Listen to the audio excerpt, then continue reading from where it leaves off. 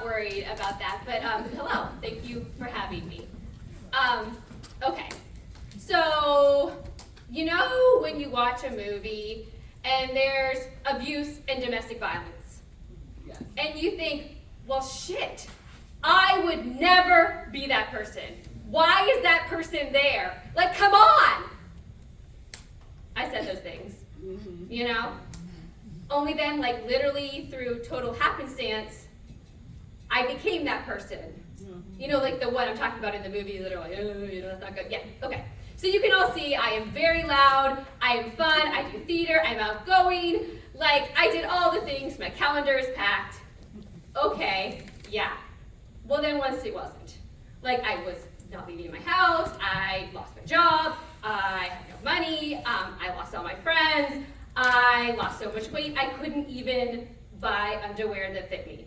And, yeah, y'all, seriously, like you could find that underwear is too big for you. If you get there, like, there's some problems, yo. It's okay to laugh. Like, this is actually like a happy, funny thing. This isn't like a sad story. Like, that's a different story. We're not going to talk about like physical abuse in this talk.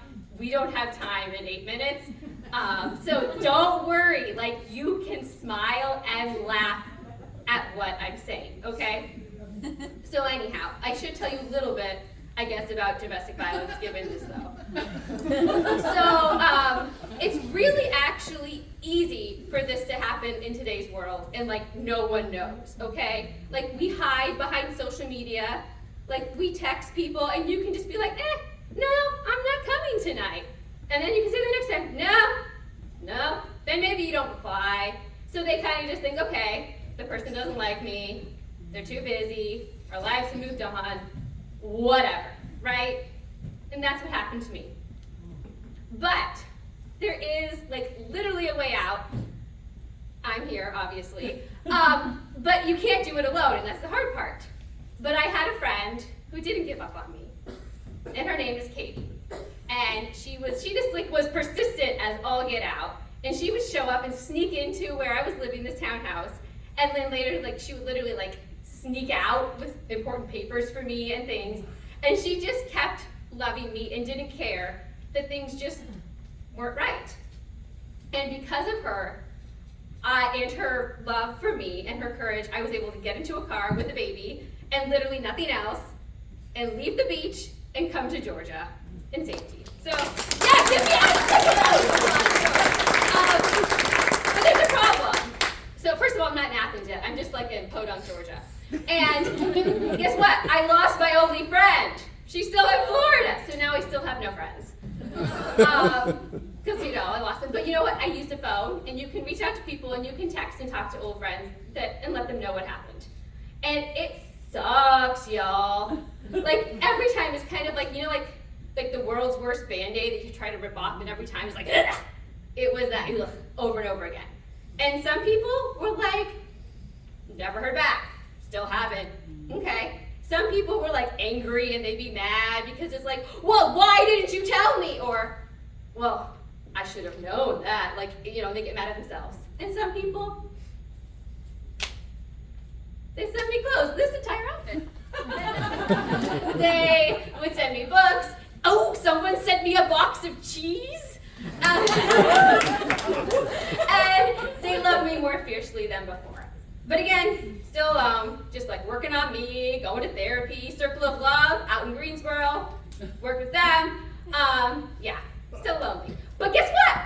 COVID happened. And you know, it was actually, I mean, it was sucky, but like it was really good because everyone else was suddenly alone too. Okay?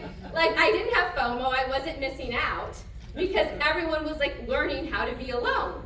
And so that gave me like time and space to heal and just to, you know, be. And then guess what? I moved to Athens. So here, we're here. Yeah. Still COVID though. But then everyone is also learning to re-people, right? We're going back out into the world and like, okay, it's time for us to like figure out this new world, right? And so I decided, okay, it's time for me to be Lora again. And that was on me, and you know, you just like have to go, okay, big girl pants, let's go. And so I signed up for the first auditions Town and Gown were doing after COVID. And I almost didn't go. Yeah, I almost didn't go. So then I'm driving there because you had to go in your cars, and I'm sitting there in the parking lot, and I'm like literally like staring at my steering wheel and like counting all the ridges, you know, and just trying to breathe. And then Christine, yeah, her right there, she comes and just taps on my window. Tap, tap, tap, tap, tap. Are you here for auditions? And I was like, oh crap, there's a woman at my door. But I opened the door and I went, and I remember it was like hot. I couldn't even figure out how to like speak the words. I'm like, yes, I'm here for auditions. You know, get like dry mouth going on. You like see the person. Get out of the car, you walk over, and I'm still like, well, I'm gonna go back to my car because this is awkward. But then there's this really curly-haired woman standing in this line at the door named Mir. And she goes, hey, I don't know you. I'm on the board. And I'm like, okay. And she's like, you're new here. Like, okay, I'm gonna talk to you and I'm gonna tell you how you can get involved here. Let's exchange photos. And I'm like, okay. And you know what, she texted me. And then she texted me again, and if you know Mir, she texted me again until I went to coffee with her, and then I went to lunch, and then one show turned to two shows. Hey, I said, my second show was with Tracy! And then you turned to more. I was singing again, doing improv again, and one day you just look around, and I'll never forget this. One friend turned to two friends, and then Mir turned to me and she goes, Lora, you know more people in Athens than I do, and I've lived here for years. So, I guess the point of the story is, you make friends, and it wasn't just that I made friends, so that's where I am now. Obviously I'm here, I'm running out of time, but I would like to point out, okay, I've lost my train of thought because you moved the card.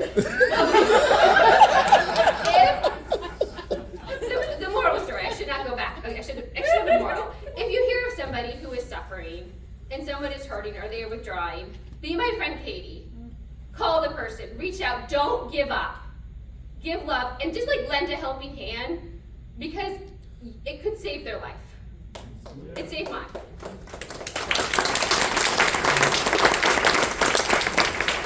And be a Christine and tap on the window, even if the girl looks like she's gonna literally puke everywhere.